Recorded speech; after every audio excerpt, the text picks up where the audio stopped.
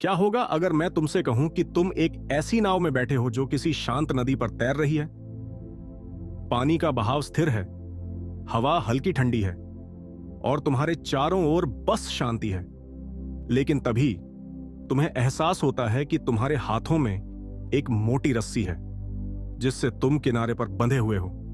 तुम चाहते हो कि नाव आगे बढ़े, लेकिन तुम्हारी पकड़ इतनी मजबूत है कि वह हिल भी नहीं पाती। यह वही स्थिति है जब हम अपने अतीत, अपने डर, अपनी उम्मीदों को कसकर पकड़े रहते हैं। हमें लगता है कि अगर हमने यह रस्सी छोड़ दी तो हम नियंत्रण खो देंगे।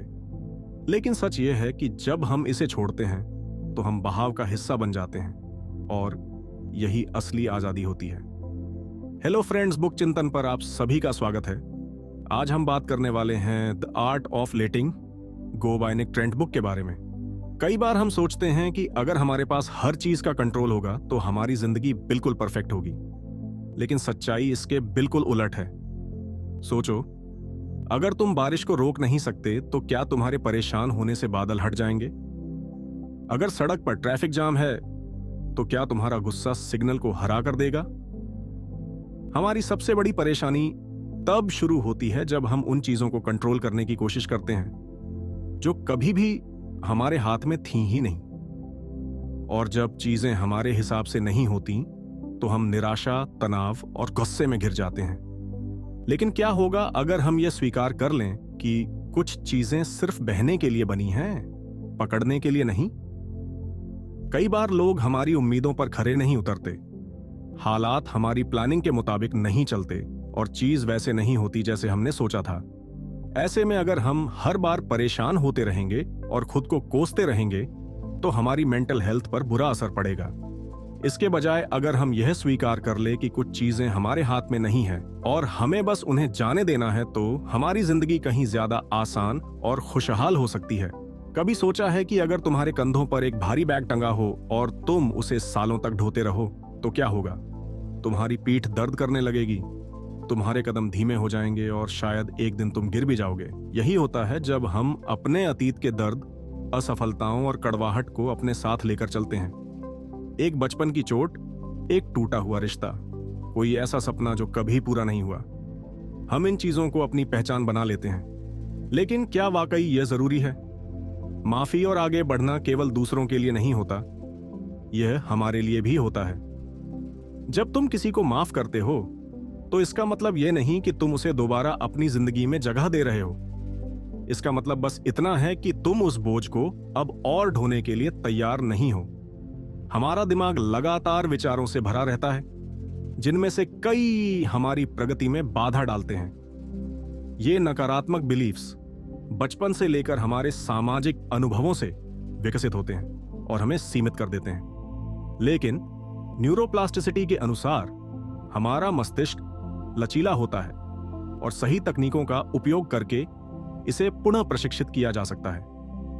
जब भी हम किसी चुनौतीपूर्ण स्थिति का सामना करते हैं, हमारा दिमाग स्वचालित रूप से नकारात्मक संभावनाओं को बढ़ा चढ़ाकर देखने लगता है।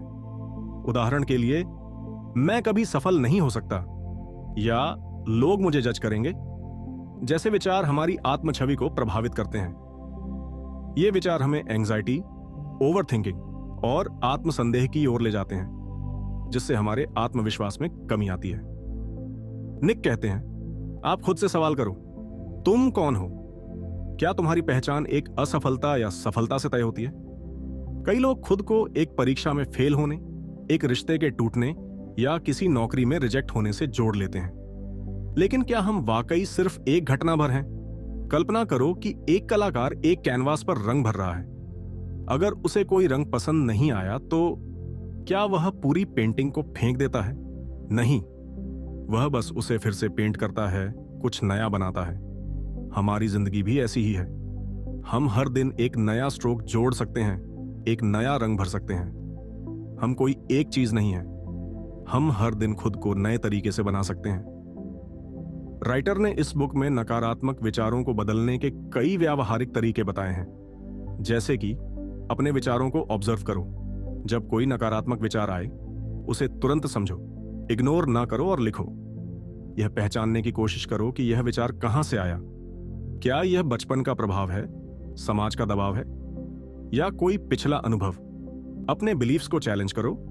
क्या इसका कोई ठोस प्रमाण है, या यह सिर्फ मेरा डर है? क्या मैं इसे दूसरे नजरिए से देख सकता हूं? अगर कोई दोस्त मेरी जगह होता तो मैं उसे क्या सलाह देता? पॉजिटिव बिलीफ्स अपनाओ। अपने पुराने बिलीफ को एक पॉजिटिव स्टेटमेंट में बदलो। उदाहरण के तौर पर, मैं कभी अच्छा नहीं कर सकता। अगर मैं प्रयास करूं तो मैं सुधार कर सकता हूं। इसे बार बार दोहराओ ताकि यह दिमाग में गहराई से बैठ जाए। एक्शन लो और खुद को साबित करो। किसी भी नकारात्मक बिलीफ को एक्शन के जरिए तोड़ो। अगर पब्लिक स्पीकिंग से डर लगता है तो छोटे ग्रुप में बोलने की शुरुआत करो। जब तुम एक्शन लेते हो तो तुम्हारा दिमाग नया विश्वास बनाना शुरू कर देता है। पॉजिटिव एनवायरनमेंट बनाओ। जिन लोगों के साथ तुम समय बिताते हो उनका असर तुम्हारी सोच पर पड़ता है। ऐसे लोगों के साथ रहो जो प्रेरणादायक हों और सकारात्मक सोच रखते हों। निक कहते हैं कि हमें बिना जज किए खुद को देखना चाहिए।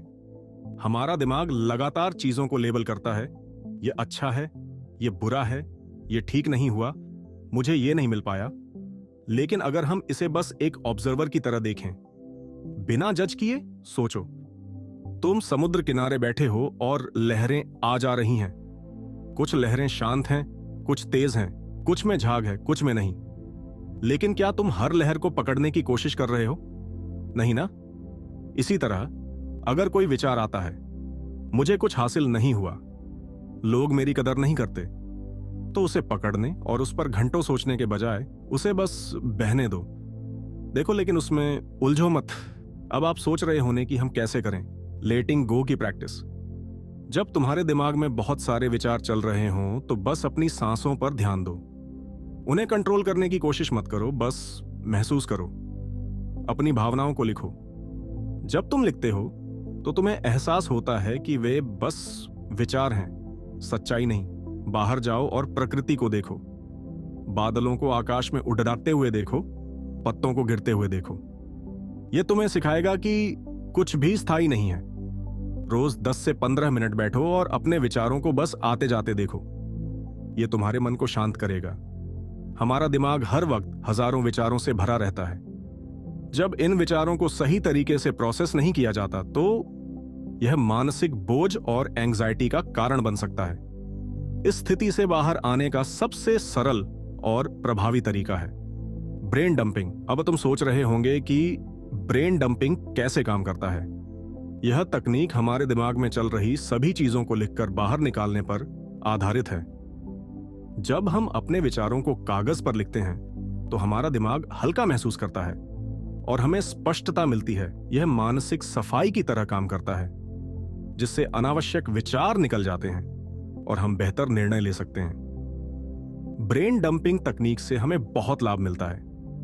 जब हम अपने विचारों को लिख देते हैं तो दिमाग में जगह बनती है और फोकस बेहतर होता है और मेंटल क्लैरिटी आती है। जो बातें अंदर दबी रहती हैं उन्हें बाहर निकालने से राहत मिलती है। इससे एंजाइटी कम होती है। हम बिना किसी डर के अपने इमोशंस को बाहर निकाल सकते हैं। बिना जजमेंट के सेल्फ एक्सप्रेशन आसान हो जाता है। जब हमारे विचार स्पष्ट होते हैं तो हम ज्यादा प्रभावी निर्णय ले सकते हैं और हमारा डिसीजन मेकिंग एबिलिटी बेहतर हो जाता है। अब आपके मन में सवाल आ रहा होगा, हम ब्रेन डंपिंग तकनीक कैसे इस्तेमाल करें? हर दिन या जब भी दिमाग भारी महसूस हो, एक नोटबुक लो और बिना सोचे समझे लिखना शुरू करो। कोई भी टॉपिक चुन सकते हो, जैसे कि तुम्हारी चिंताएं, तुम्हारे गोल्स, कोई समस्या जिससे तुम जूझ रहे हो, कुछ ऐसा जो तुम्हें परेशान कर रहा है। इसे पढ़ने या एडिट करने की जरूरत नहीं, बस लिखो और अपने दिमाग को हल्का करो। मान लो कि तुम्हारा किसी करीबी दोस्त से झगड़ा हो गया। तुम गुस्से में हो, दुखी हो और समझ नहीं पा रहे कि क्या करना चाहिए। ऐसे समय में अगर कोई तुमसे सलाह मांगे तो तुम उसे क्या कहोगे? जाहिर है तुम उसे शांत रहकर सोचने की सलाह दोगे, लेकिन जब बात खुद की आती है तो हम अपने इमोशंस में इतना डूब जाते हैं कि हमें सही और गलत का अंदाजा नहीं रहता। यही कारण है कि सेल्फ डिस्टेंसिंग एक जरूरी तकनीक है। अगली बार जब तुम किसी मुश्किल में फंसो तो खुद से यह मत पूछो मैं क्या करूं, बल्कि सोचो अगर मेरी जगह कोई और होता तो मैं उसे क्या सलाह देता। यह तकनीक तुम्हें तुरंत एक ऑब्जर्वर की भूमिका में डाल देती है। तुम अपने इमोशंस में डूबने की बजाय उन्हें बाहर से देख पाते हो और ज्यादा संतुलित फैसला ले पाते हो। कल्पना करो कि तुम्हारी जिंदगी एक मूवी है और तुम सिर्फ उसे देख रहे हो। तुम्हारी समस्या स्क्रीन पर चल रही है और तुम एक दर्शक हो। यह सोचते ही तुम्हें महसूस होगा कि यह समस्या उतनी बड़ी नहीं है जितनी अभी लग रही थी। जब हम गुस्से में होते हैं तो हमारी सांसें तेज हो जाती हैं, लेकिन अगर हम धीरे धीरे और गहरी सांस लें तो हमारा दिमाग खुद ब खुद शांत होने लगता है। इसलिए अगली बार जब तुम्हें लगे कि भावनाएं तुम पर हावी हो रही हैं, तो बस अपनी सांसों पर ध्यान दो। नकारात्मक बिलीफ्स को तोड़ना और मेंटल डिटॉक्स करना कोई एक दिन का काम नहीं है, लेकिन अगर हम इसे एक आदत बना लें तो धीरे धीरे हमारा माइंडसेट बदलने लगेगा। अगली बार जब कोई नकारात्मक विचार आए तो उसे चैलेंज करो। हर दिन ब्रेन डंपिंग करके अपने दिमाग को डिटॉक्स करो। पॉजिटिव लोगों के साथ रहो और छोटे छोटे एक्शन लेते जाओ। जैसे ही तुम अपनी सोच बदलोगे, तुम्हारी जिंदगी भी बदलने लगेगी। हर कोई बेहतरीन बनना चाहता है, लेकिन कई बार यह चाहत हमें आगे बढ़ने से रोक देती है। सोचो, तुम पेंटिंग सीखना चाहते हो, लेकिन हर ब्रश स्ट्रोक को बार बार सुधारने की कोशिश में तुम कभी पेंटिंग पूरी ही नहीं कर पाते। अगर तुम किसी काम को तब तक फिनिश नहीं करते जब तक वह परफेक्ट ना लगे, तो शायद वह कभी पूरा होगा ही नहीं। याद रखो, सुधार करने के मौके बाद में भी मिलते हैं, लेकिन अगर शुरुआत ही नहीं होगी तो सुधार किस चीज का करोगे? एक बच्चा चलना कैसे सीखता है? वह गिरता है, फिर उठता है, फिर गिरता है। लेकिन अगर वह डर के कारण कोशिश करना छोड़ दे तो क्या वह कभी चल पाएगा? यही बात जिंदगी पर भी लागू होती है। अगर तुम सिर्फ इसलिए किसी चीज को करने से डर रहे हो क्योंकि उसमें गलती हो सकती है, तो तुमने पहले ही हार मान ली।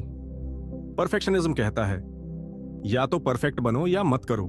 ग्रोथ माइंडसेट कहता है हर गलती एक सीख है। तुम कौन सा रास्ता चुनोगे? लेटिंग गो का मतलब हार मानना नहीं होता, इसका मतलब है सही चीजों पर ध्यान देना। अगर तुम एक मजबूत पकड़ में रस्सी को पकड़े रहोगे तो तुम्हारी नाव कभी आगे नहीं बढ़ेगी, लेकिन अगर तुम धीरे धीरे उसे छोड़ने लगो तो देखोगे कि नदी खुद तुम्हें तुम्हारी मंजिल तक ले जाएगी। इसलिए अगली बार जब कोई पुराना दर्द, कोई असफलता या कोई डर तुम्हें रोकने की कोशिश करे, तो बस खुद से एक सवाल पूछो, क्या यह सच में मुझे रोकने लायक है? और अगर जवाब नहीं है तो उसे जाने दो, बस चले जाने दो। इस किताब की शानदार समरी सुनने के लिए आपका दिल से धन्यवाद। अगर आपको यह जानकारी उपयोगी लगी हो तो वीडियो को लाइक करें, चैनल को सब्सक्राइब करें और कमेंट में हमें बताएं कि इस किताब से आपने कौन सा सबसे बड़ा सबक सीखा। आपकी राय हमारे लिए बेहद महत्वपूर्ण है।